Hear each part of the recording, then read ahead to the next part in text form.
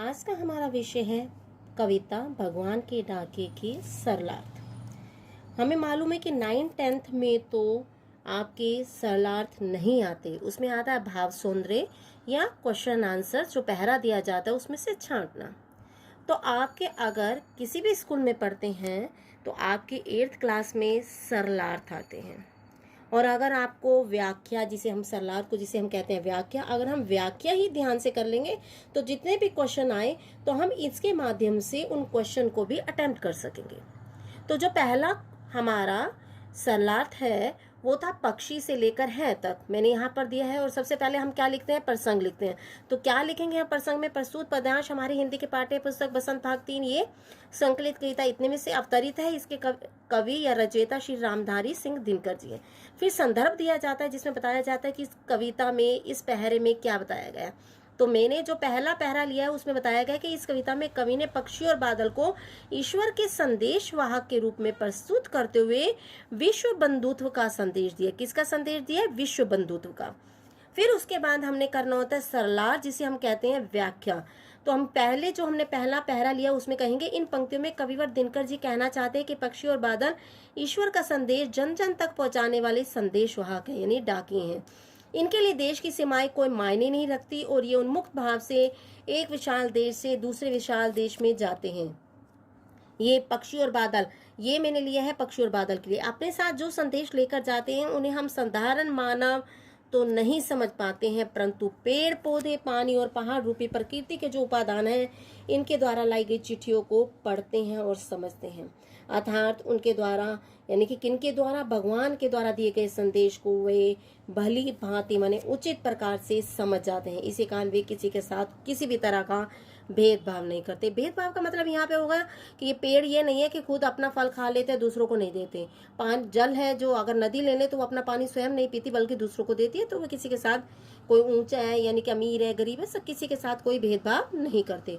तो हमारा लास्ट में आता है भावार्थ। इसके बाद कविवर ने प्रकृति को स्वार्थहीन बताया है। तो उसमें क्या लिखेंगे, कविवर ने प्रकृति को स्वार्थहीन बताया है कि प्रकृति किसी के साथ स्वार्थ नहीं है, उसका अपना कोई स्वार्थ नहीं है, परंतु मनुष्य अपने स्वार्थों के चलते प्रकृति के संदेश को समझने में असमर्थ रहता है। यानी कि जो प्रकृति हमें संदेश दे रही है उसे समझ नहीं पाता है।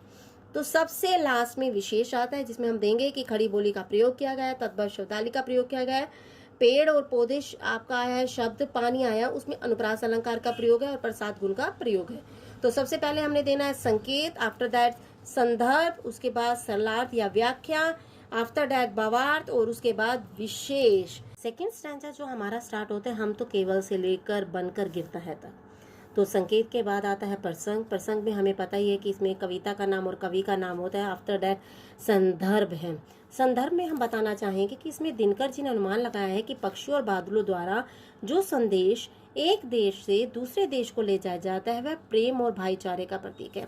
यानी कि संदेश किस चीज का, हमें संदेश भेजा जाता है यानी कि मिट्टी के माध्यम से, भाप के माध्यम से यानी वर्षा के रूप में, मिट्टी की सुगंध के रूप में। तो वो हमारा किस चीज का प्रतीक है, प्रेम और भाईचारे का प्रतीक है। प्रतीक में सिंबल। तो उसके बाद हमने लिखना है सरलार्थ जिसे हम कहेंगे व्याख्या। अगर ये हमारा सरलार्थ हमें समझ आ गया तो हमें किसी भी क्वेश्चन को अटेम्प्ट करने में हमें देर नहीं लगेगी। ठीक है। तो आपके सेकंड स्टांजे की हिंदी जो है कविवर के अनुसार प्रकृति और पक्षी और बादलों द्वारा लाए गए संदेश को सहजता से समझ जाती है। जो प्रकृति है वो पक्षी और बादलों द्वारा लाए गए संदेश को सहजता मीन्स होता है आसानी से समझ जाती है। वहीं दूसरी ओर मनुष्य अपनी बुद्धि का प्रयोग करते हुए इस विषय में अनुमान लगाता है कि पक्षी और बादल के माध्यम से एक देश की, ठीक है, एक देश की धरती दूसरे देश की धरती को अपनी माटी की सुगंध भेजती है जो प्रेम और शांति का परिचायक है। यह खुशबू हवा में उड़ते हुए पक्षी के पंखों पर तैरती हुई दूसरे देश में पहुंचती है। इसी प्रकार बादल अपने साथ भाप बनाकर एक देश के पानी को दूसरे देश में मेघ के रूप में बरसाते हैं। तो आपको समझ आ गई हो कि देश की धरती माटी के रूप में सुगंध भेजती है, वो किसका परिचायक है, प्रेम और शांति का। और बादल अपने साथ भाप बनाकर जो भेजते हैं पानी के रूप में एक देश से दूसरे जगह पर वर्षा के रूप में वर्षा करते हैं, उससे क्या होता है, आपसी जो भेदभाव होता है वो समाप्त हो जाता है जो सद्भाव के लिए आवश्यक है। ठीक है, ये हिंदी हो गई आपकी सेकेंड स्टैंजा की। आगे देखेंगे हम भावार्थ लिखना है। भावार्थ का होता है कि जो हम कहना चाहते हैं उसका अर्थ क्या है, मीनिंग क्या है। कविवर के अनुसार प्रकृति किसी के साथ भेदभाव नहीं करती, वे देशों की सीमाएं मनुष्यों ने बनाई, यानी कि प्रकृति किसी के साथ कहीं पे भी आ जा सकती है, कोई भेदभाव नहीं है। जो हमने सीमाएं बनाई है वो मनुष्यों ने ही बनाई है कि ये चाइना की बॉर्डर लाइन है, ये पाकिस्तान के है, ये इंडिया के है। देश में हम लिखेंगे कि आपका जो पहला पॉइंट मैंने फर्स्ट स्टैंजा में दिया था, पहला, दूसरा और चौथा पॉइंट वो सेम ही इस सेकंड स्टैंजा में रहेंगे, लेकिन आपका जो थर्ड पॉइंट होगा वो चेंज होगा, क्योंकि उसमें अलंकार मैंने वहाँ बताए हैं। तो यहाँ बताती हूँ कि आपके बीच में एक लाइन आती है दूसरे देश में, तो वहाँ पर ये दोनों शब्द हैं, इनमें द आ रहा है तो अनुप्रास अलंकार है। पक्षियों की पांखों में भी अनुप्रास अलंकार है। तो आप समझ लीजिए कि अगर आपने सरलार्थ समझ लिया तो जो कोई भी क्वेश्चन आ जाए आप आसानी से अटेम्प्ट कर सकेंगे। तो व्याख्या ध्यान से करें, यानी कि सरलार्थ ध्यान से करें, तो क्वेश्चन अपने आप हो जाएंगे, अपने आप आपको मार्क्स आसानी से मिल जाएंगे।